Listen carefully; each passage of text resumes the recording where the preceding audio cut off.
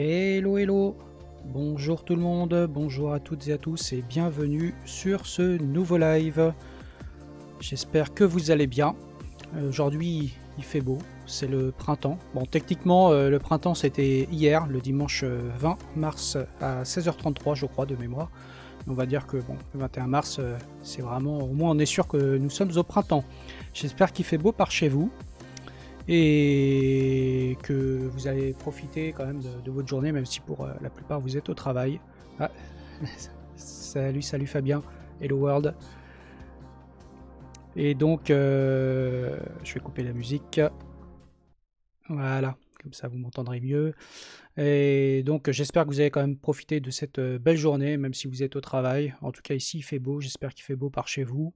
Bon, en tout cas, c'est super. Je ne travaille pas le lundi, comme certains d'entre vous le savent. Et donc, je profite de cette journée avec délice, si je puis dire. Et donc, nous nous rejoignons aujourd'hui pour ce nouveau live de la semaine.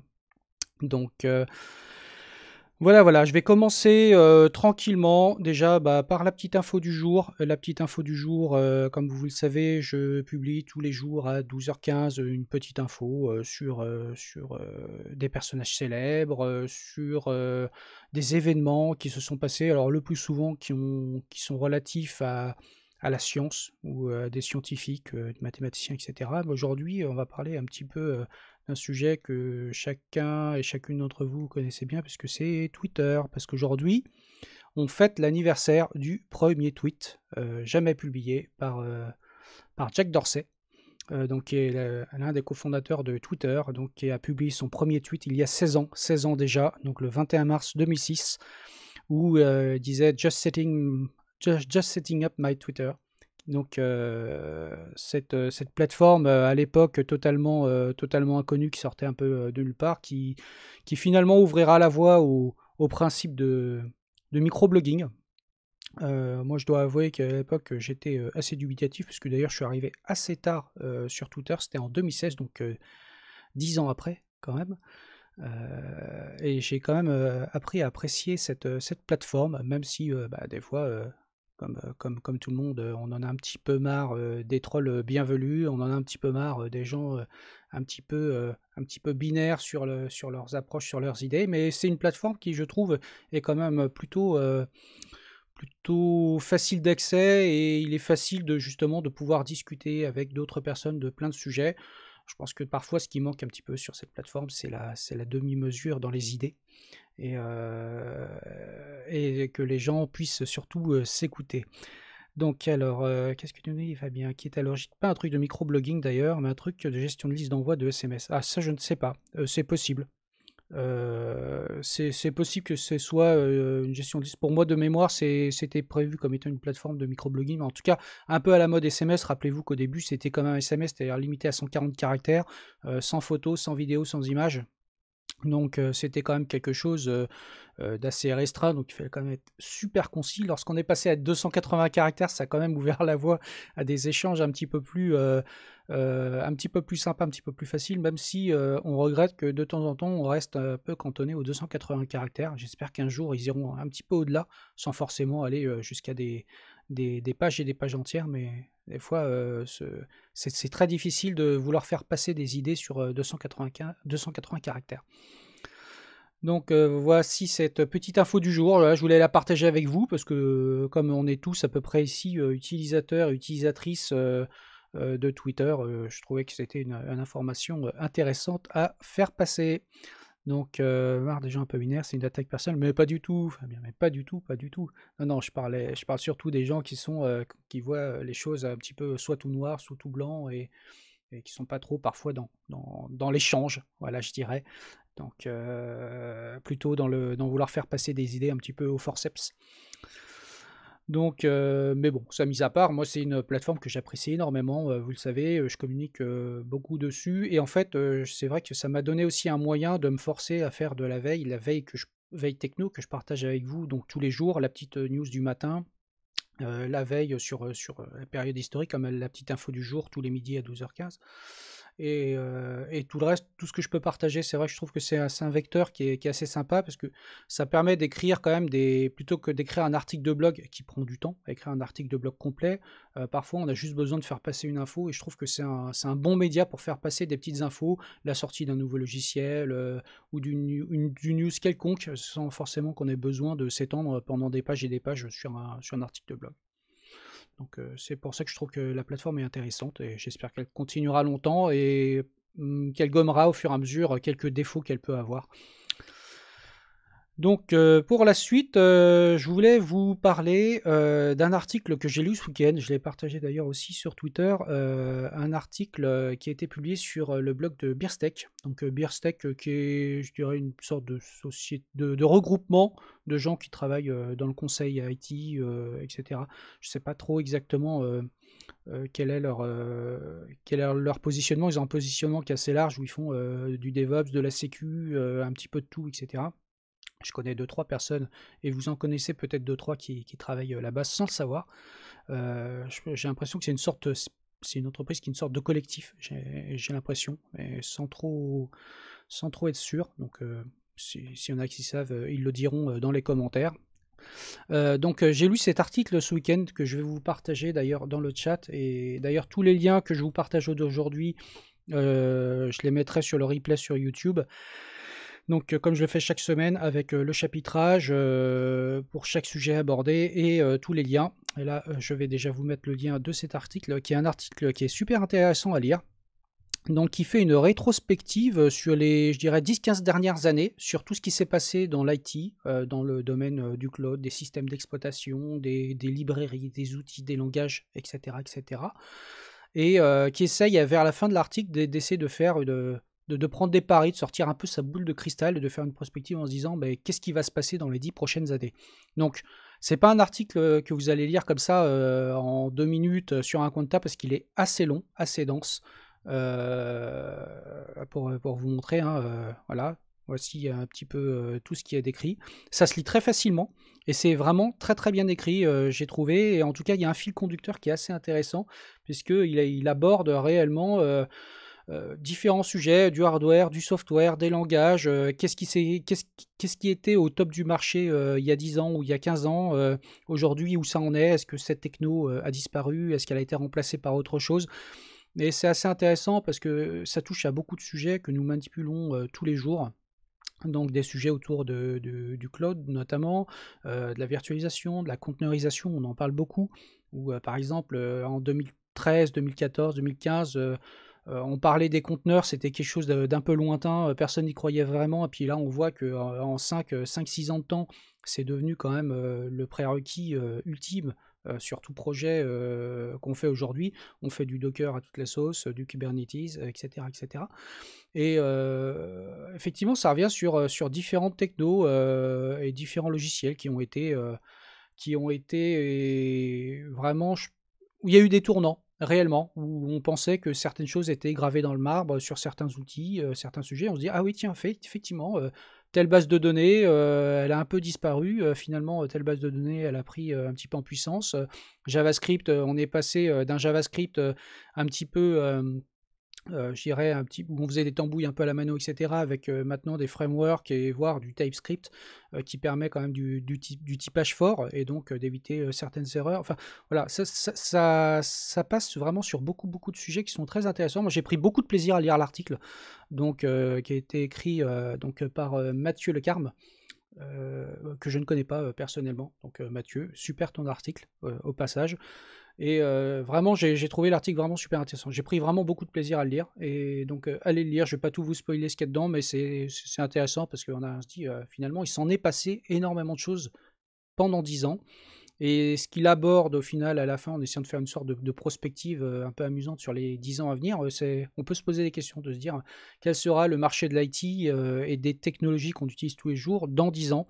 Est-ce qu'on aura évolué vers quelque chose qu'on n'imaginait pas du tout, ou est-ce que certaines technos vont prendre du poids, d'autres peut-être disparaître? Donc c'est intéressant de se poser ces questions. Je trouve que c'est une bonne chose à un moment donné de se poser comme ça et de réfléchir à tout ça en se disant est-ce que les choix qu'on fait aujourd'hui ne seront pas remis en cause demain? Probablement que si, mais à quel point ils seront remis en cause?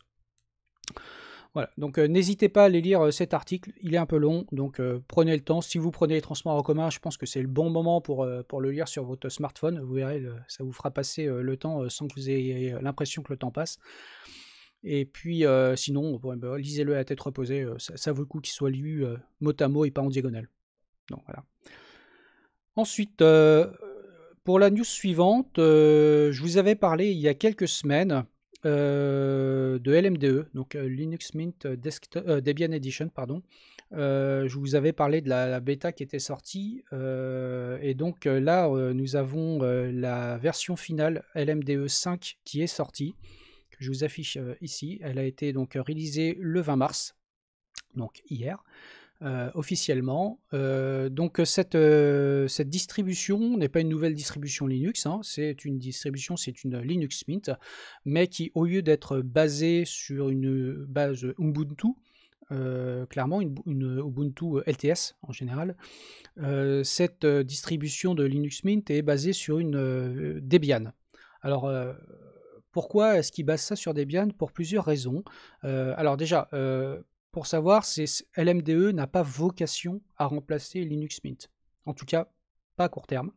Elle a plutôt vocation à vérifier que si un jour Ubuntu venait à disparaître, et quand je dis venait à disparaître, c'est au sens très large du terme, ça ne veut pas forcément dire venait à disparaître du marché, mais qu'il deviendrait impossible de baser les futures versions de Linux Mint sur Ubuntu pour différentes raisons. Ça peut être des raisons techniques, ça peut être des raisons légales, donc de licence, ça pourrait être des raisons de stratégie. Alors là, quand je parle de stratégie, je pense notamment à l'utilisation des paquets Snap et du snapdaemon sous Ubuntu, qui est éradiqué de base dans Linux Mint, parce que Linux Mint ne croit pas ce format et reste plutôt attaché à du packaging en .deb. Voilà, donc en fait, Linux Mint Debian Edition, c'est une distribution qui est fonctionnelle, qui est basée sur Debian, mais qui a juste vocation à être là le jour où on aurait besoin de se passer d'Ubuntu comme base. Voilà. Donc évidemment, il y a peu d'utilisateurs sur cette version, puisque comme elle est basée sur une Debian, certains paquets sont un petit peu moins récents, évidemment, mais en tout cas, l'immense majorité de l'environnement de Linux Mint, et des environnements, que ce soit donc Cinnamon, Mate, etc., sont compilés et sont disponibles sous LMDE, et ce qui permet finalement d'avoir quelque part une sorte de Debian Linux un petit peu sous amphétamine, alors avec des paquets un peu plus récents, des bureaux un peu plus récents, et puis une dynamique de développement un peu plus rapide, puisque je le rappelle, la Debian est une distribution qui sort quand elle est prête, et en général c'est tous les 2 ans, 2 ans et demi. D'ailleurs, à ce propos, la roadmap de Debian a été publiée pour la prochaine version, qui sera Bookworm. Aujourd'hui, on est sur Bullseye, la prochaine sera Bookworm. Donc, ils ont publié cette semaine, enfin la semaine dernière, leur roadmap sur les prochaines versions avec toutes les dates importantes, les dates clés d'ici les presque 2 prochaines années pour la publication de la prochaine Debian, donc de la Debian qui sera la Debian 12. Voilà. Donc si un jour vous voulez tester l'MDE, faites-le, hein, vous pouvez l'installer dans une VM, ça reste une Linux Mint assez classique, je dirais. Il y a des paquets qui n'y sont pas forcément, puisque certains sont très spécifiques à Ubuntu, et donc Linux Mint ne recompile pas certains paquets qui sont très spécifiques pour des raisons un peu évidentes. Mais voilà, c'est une distribution qui est intéressante à connaître, notamment si vous voulez avoir une base de Debian un petit peu plus évolué, avec des paquets un peu plus récents, des desktops récents. Voilà. Donc aujourd'hui, en tout cas, LMDE n'est pas poussé par Linux Mint comme remplaçant de la Linux Mint actuelle, qui continuera autant que faire se peut, d'après ce que je sais, à se baser sur Ubuntu jusqu'au jour où ils ne pourront plus pour plein de bonnes raisons. Voilà, donc je voulais vous partager ça parce que je pense, c'est une news importante de voir que, alors Linux Mint a quand même un développement qui est quand même actif. Il est un peu moins actif que Ubuntu, c'est-à-dire il privilégie plutôt la stabilité de la distribution, et donc en se basant systématiquement sur une LTS d'Ubuntu, mais un développement qui est quand même assez dynamique puisqu'il sort au moins 1 à 2 versions par an, des versions mineures, et une version majeure tous les 3 ans, chaque fois qu'il y a une LTS, ou tous les 3 ans, tous les 5 ans, je ne sais plus, ça, chaque fois tous les 3 ans, chaque fois qu'il y a une LTS qui sort d'Ubuntu. Voilà, et donc oui, Nidouille, effectivement, Mint est un projet français, Donc c'est un projet qui a été historiquement initié par une équipe française, sachant qu'il y a effectivement beaucoup de contributeurs de différentes origines, mais soyons un petit peu chauvins, effectivement c'est une distribution de base française et de qualité. D'ailleurs, moi-même j'utilise Linux Mint tous les jours sur mon desktop, sur mon laptop. Pour moi c'est l'environnement de bureau idéal, en tout cas pour mon usage. J'utilise pas GNOME ni KDE, j'utilise Mate, donc anciennement, qui est un fork de GNOME 2 d'il y a quand même peut-être 10 ans, qui moi me va très bien à mon usage, parce que moi j'ai un usage finalement très peu poussé du bureau graphique, et en tout cas assez simple. Donc moi je suis plutôt satisfait de cette distribution. En plus, comme elle est sur une base Ubuntu, ça permet aussi d'avoir accès à un certain nombre de paquets de dépôt tiers qui sont assez intéressants. D'ailleurs, toute la famille ici fonctionne sous Linux Mint. Sujet suivant, on va rester dans le sujet Linux et je vais vous parler de CBL Mariner. Mais qu'est-ce que c'est que ça? Alors CBL Mariner, pour ceux qui n'avaient pas suivi l'actualité, c'est la distribution Linux éditée par Microsoft. Enfin, quand je dis édité, c'est au sens large du terme. Donc Microsoft, pour ses besoins Azure, de fourniture de services sous Azure, a développé cette distribution CBL Mariner qu'ils ont publiée en version 1.0 il y a quelques mois. Je ne me souviens plus exactement de date, mais j'en avais parlé dans un de mes tweets sur le sujet. Et donc ils viennent de sortir la version 1.0 Update 2 de CBL Mariner. Donc ça reste une distribution assez classique de mémoire. Alors peut-être que je dis une grosse bêtise, hein, vous me corrigerez si je me trompe. De mémoire, c'est une distribution qui est basée sur de la CentOS ou quelque chose comme ça. Il me semble que c'est du RPM derrière. Voilà, je suis plus trop sûr de mon coup.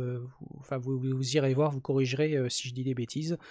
Donc sur cette nouvelle version de CBL Mariner, pas grand chose de neuf. La seule chose qui est vraiment nouvelle, c'est que par défaut, ils ont activé SE Linux sur toutes les images.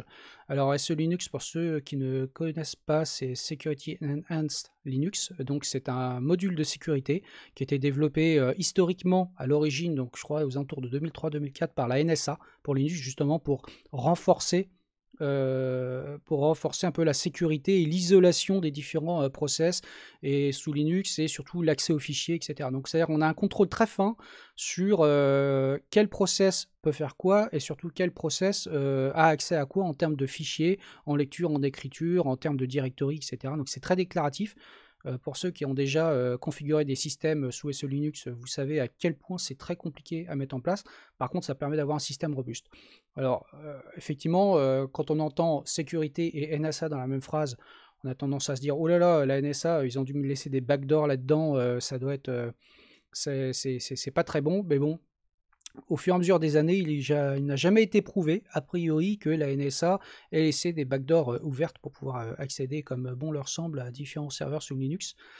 Mais puisque le code a été reviewé par des centaines, voire peut-être des milliers de développeurs, c'est quelque chose qui aujourd'hui est considéré comme étant un module fiable, hein, puisqu'il est intégré au noyau Linux. On peut l'activer ou ne pas l'activer, hein, ça c'est en fonction des besoins et en fonction des distributions et des usages que l'on en fait. Donc en tout cas c'est un module qui est assez important au niveau du noyau et qui permet d'avoir vraiment une sécurité très très très accrue en termes de gestion de droits. Donc ceux qui ne connaissent pas, allez jeter un œil, vous verrez que c'est très vaste, c'est pas juste un chmod amélioré, c'est vraiment très très vaste. On est capable de régler très très finement les droits de chaque processus sur les accès à beaucoup de ressources. Donc voilà, c'est essentiellement le principal ajout sur cette nouvelle version de CBL Mariner. Le reste, c'est essentiellement des upgrades de paquets, quelques petites corrections par-ci par-là, voilà, rien de plus. Alors, est-ce qu'on peut utiliser CBL Mariner directement sur son desktop? Alors aujourd'hui, il n'existe pas d'image ISO en disant je télécharge l'image ISO de CBL Mariner pour l'installer sur mes serveurs. Aujourd'hui, Microsoft ne propose pas ça. Je pense que c'est pour des raisons stratégiques, et puis c'est pas une distribution qui a vocation à être utilisée comme ça out of the box par tout le monde.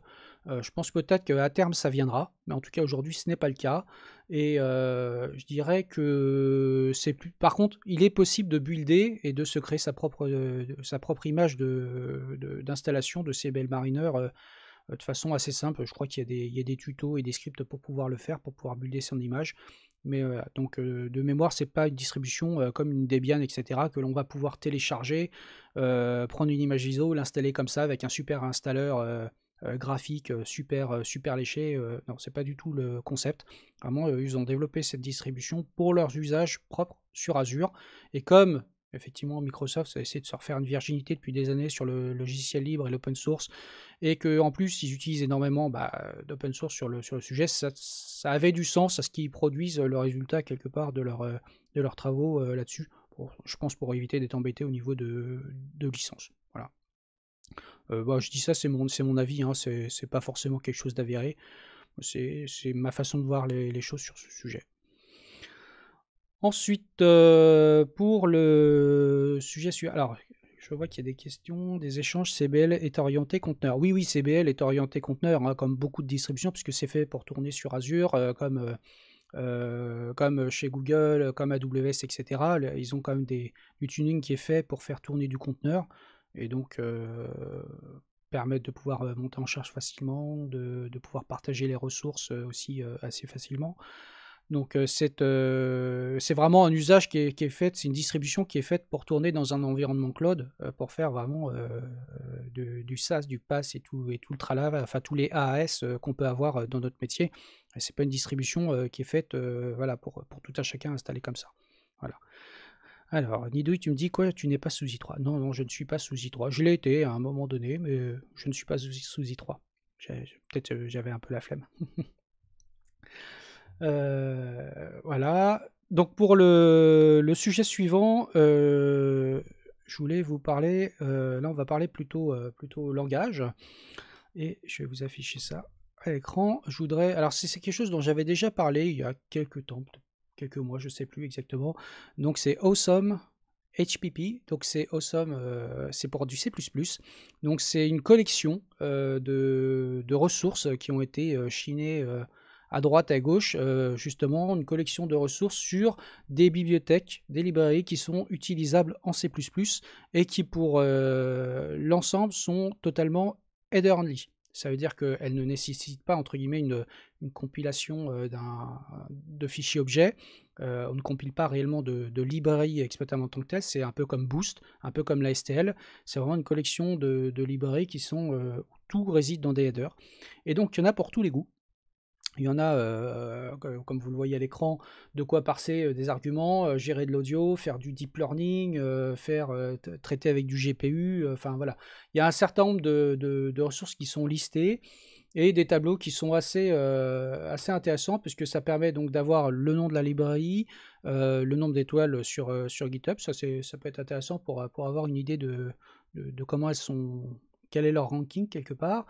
À quoi sert la librairie et puis sa licence, parce que c'est toujours intéressant d'avoir la licence disponible. Donc, salut Nidouille.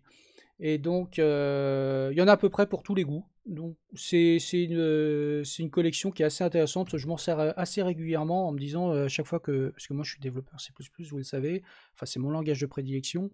Et donc, dès que j'ai besoin d'une librairie, j'ai toujours ça sous le coude en me disant, tiens, je vais aller voir si dans la collection il n'y a pas quelque chose qui peut m'être utile pour le besoin que j'ai. Ça évite, je trouve que c'est mieux que Google est ton ami, pour le coup. C'est mieux que de googler ou d'utiliser n'importe quel moteur de recherche. Donc voilà, il y a beaucoup de ressources qui ont été mises à disposition. C'est vraiment le résultat de la curation de l'auteur sur le sujet. Ce dépôt n'a pas bougé depuis un petit moment, hein, depuis à peu près 2 ans, plus ou moins. Néanmoins, il reste valable pour beaucoup de bibliothèques qui sont utilisables. Je ne sais pas si l'auteur continuera à mettre à jour dans le futur ces ressources. Je l'espère. Mais en tout cas, pareil, je vais vous mettre dans les liens directement. Je vais mettre... Voilà. Je vous ai mis ça dans les commentaires. Donc c'est une liste vraiment qui est assez intéressante pour tous ceux qui veulent développer en C++ ou qui ont des besoins particuliers. Donc bookmarquez ça si vous faites un peu de C++, ou si vous n'en faites pas, mais qu'un jour peut-être que ça vous arrivera, vous aurez ça en tête en vous disant, ah tiens, il y a de quoi retrouver un certain nombre de bibliothèques. Donc notez Awesome HPP. Comme ça vous permettra peut-être de trouver votre bonheur. Ensuite, avant d'enquiller sur le dernier sujet, voilà, le dernier sujet, je vais traiter donc d'un article que j'ai lu tout à l'heure. C'était sur la fin des mots de passe. Donc c'est un sujet qui est sorti sur Clubic. Je vous affiche ça à l'écran. Donc le titre est un petit peu, je sais pas, je dirais peut-être un peu putaclic, peut-être ou pas, alors où on entend bientôt la fin des mots de passe. Alors, c'est un sujet qui est intéressant parce que on entend souvent oui, les mots de passe c'est has-been, oui, les mots de passe les mots de passe faibles sont souvent l'objet d'attaques et donc d'accès non autorisé à des ressources. On sait très bien qu'il y a encore beaucoup de gens aujourd'hui qui utilisent des mots de passe comme 1, 2, 3, 4, 5, 6 ou password ou AZERTY ou QWERTY pour les anglais, enfin les anglophones. Donc, mais si on va au-delà de ça, alors faudrait, j'ai pas retrouvé le lien, mais j'ai vu qu'il y a une infographie qui est sortie justement sur comment je dirais, la rapidité avec laquelle on est capable de casser des mots de passe par rapport au nombre de caractères. Et donc sur ce graphe, ce qu'on voyait, c'est qu'aujourd'hui, un mot de passe considéré comme étant relativement sécurisé, il va falloir quand même plusieurs années pour pouvoir casser le mot de passe, c'est à peu près 12 caractères. Donc ce qui est intéressant de voir, c'est que les mots de passe, je pense, ne sont pas prêts de disparaître. Pourquoi? Parce que le mot de passe, c'est le seul vrai secret qui existe. Quand on me parle souvent d'authentification juste par empreinte digitale ou reconnaissance du visage, pour moi, c'est pas de la sécurité en tant que telle, puisque dès lors où quelqu'un vous vole votre empreinte ou arrive à faire croire à la caméra qui est en face de vous que le visage qui est en face c'est bien le vôtre et pas celui de l'attaquant, donc c'est un vrai problème. Donc pour moi la biométrie, c'est pas de l'authentification forte, c'est un vecteur d'identification qui permet de pouvoir aider à l'identification et donc à l'authentification d'un utilisateur. Mais pour moi, un secret doit rester secret. Et finalement, le mot de passe, c'est la seule chose qui peut être secrète. Pourquoi? Parce que le mot de passe, normalement, si tout se passe bien, si vous ne l'avez pas écrit sur un post-it et collé sous votre clavier, normalement, ce mot de passe, vous l'avez en tête, ou en tout cas stocké dans un coffre-fort numérique, lui-même accessible par un mot de passe dont vous seul avez le secret. Et c'est quelque chose qui, normalement, ne peut pas être deviné et qui doit être généré de façon suffisamment forte et non prédictible. Et donc, par essence, à moins d'avoir un énorme coup de bol, on ne peut pas deviner ce mot de passe. Or, par exemple, la biométrie, c'est différent. Pour moi, ce ne sont pas des mots de passe. D'ailleurs, on le voit dans les films de science-fiction de tout temps et déjà depuis 40 ou 50 ans, quand on voyait des gens qui se faisaient identifier par la rétine ou par empreinte digitale, on voit toujours dans n'importe quelle mission impossible, hop, on récupère l'empreinte de quelqu'un qui a été déposé sur un vase ou je ne sais quoi, une table, on en fait une copie et puis hop, on l'utilise pour aller tromper le lecteur d'empreinte digitale. Mais donc pour moi, la biométrie, ça reste essentiellement un sujet, un bon complément à l'authentification d'un utilisateur et non pas, ça ne doit pas être une authentification en tant que telle, mais plutôt une identification qui va permettre d'apporter un deuxième facteur à votre besoin de vous authentifier sur un service. Alors l'article ne parle pas trop de ça.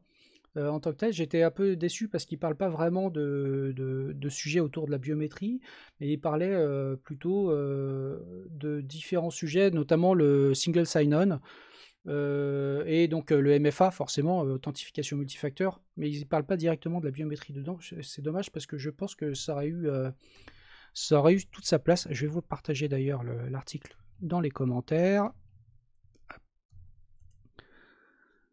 Voilà. Donc, je disais, cet article malheureusement ne parle pas effectivement de la partie biométrique en tant que telle, mais plutôt effectivement du SSO, du MFA, et effectivement pose la question, est-ce que les mots de passe à terme vont devenir caducs?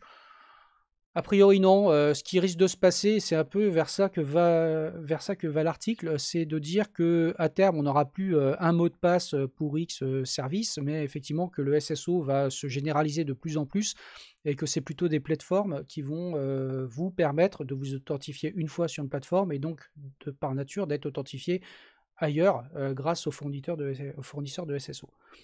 Là-dessus, moi, mon approche, c'est je suis pas trop à l'aise avec le SSO sur, enfin le SSO généralisé. Je trouve que le SSO c'est bien par exemple en entreprise, pour des services internes à l'entreprise, etc.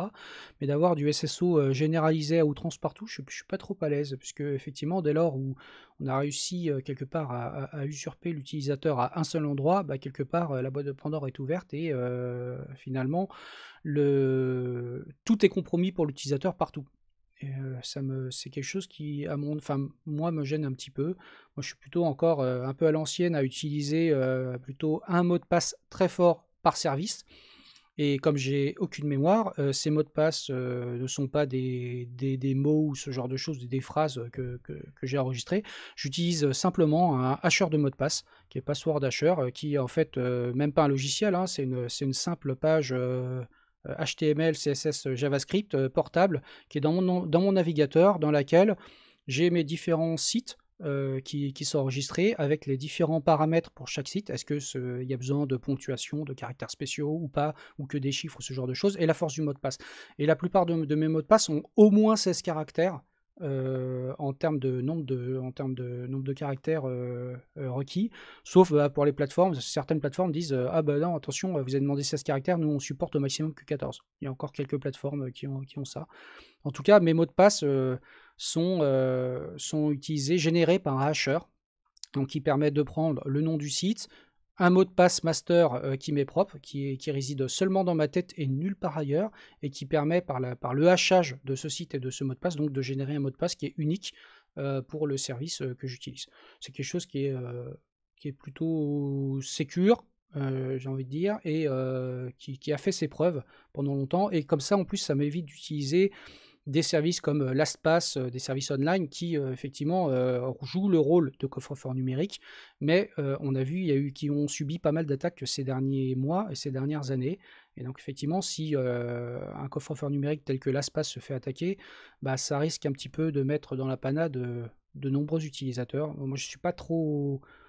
je suis un peu mal à l'aise avec l'idée de centraliser tous mes mots de passe sur un service online dont je ne sais pas comment il fonctionne, comment il est sécurisé, etc. Donc bon, moi je préfère utiliser un simple hasher de mots de passe. Ça me semble en tout cas plus facile d'utilisation, je trouve, en tout cas pour moi. En tout cas, ça répond à mon besoin. Voilà. Et j'ai fait le tour. J'ai fait le tour un petit peu des sujets. Je ne sais pas si vous avez une idée sur tout ce qui est mot de passe. Est-ce que vous utilisez, vous, des gestionnaires de mots de passe, alors qu'ils soient locaux, qu'ils soient à distance? C'est quoi vos pratiques sur vos mots de passe?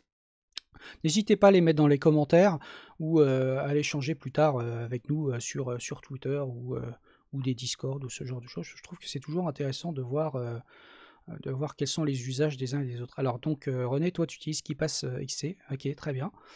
KeePass, bah, de toute façon c'est une référence hein, sur le sujet, je dirais depuis des années, c'est un logiciel qui a fait ses preuves.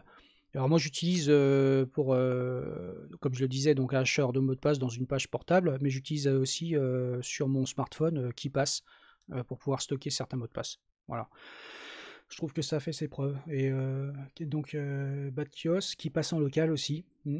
Mais je connais pas mal de... Alors, Goose, toi, c'est Nextcloud Password auto-hébergé. D'accord. Donc, quelque part, toi, tu utilises un gesteur de password qui est sur ton Nextcloud à toi. Donc, quelque part, donc accessible sur le net. Ouais, c'est une solution aussi dont j'avais déjà entendu parler, mais qui est pas très courante au final.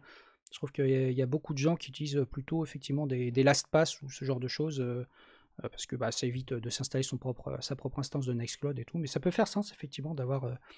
sur son propre serveur, si c'est bien sécurisé, son coffre-fort de mot de passe. Et il y a une extension sur navigateur, bah, tu me l'apprends, bah, ça c'est top. Bah, merci pour l'info. Je regarderai ça parce que j'avais jamais testé Nextcloud Password là pour le coup. Et un pi à la maison, bah oui, le pi c'est la vie, évidemment. Voilà, bah écoutez, je pense qu'on a fait le tour. On va pouvoir clôturer cette émission. Très content que vous ayez pu être là et puis d'échanger avec vous toutes les semaines. Alors, la semaine prochaine, il n'y aura pas d'émission parce que la semaine prochaine, je vais partir en long week-end. Je vais partir en Bretagne, donc je ne pourrai pas faire d'émission parce que je serai sur la route du retour à ce moment-là. Donc, on remettra l'émission à la semaine d'après ou peut-être un petit peu avant, si je trouve le temps. Je ne sais pas encore, en tout cas je vous tiendrai au courant. Et donc je vais vous souhaiter une très bonne fin de journée, une très belle semaine, et profitez du printemps. S'il fait beau chez vous, allez vous promener, allez prendre l'air. Je pense que ce petit temps printanier, c'est quand même pas mal. Ça met un petit peu du baume au cœur par les temps qui courent. Voilà, donc je vous laisse maintenant, et puis ciao ciao, à la prochaine, salut!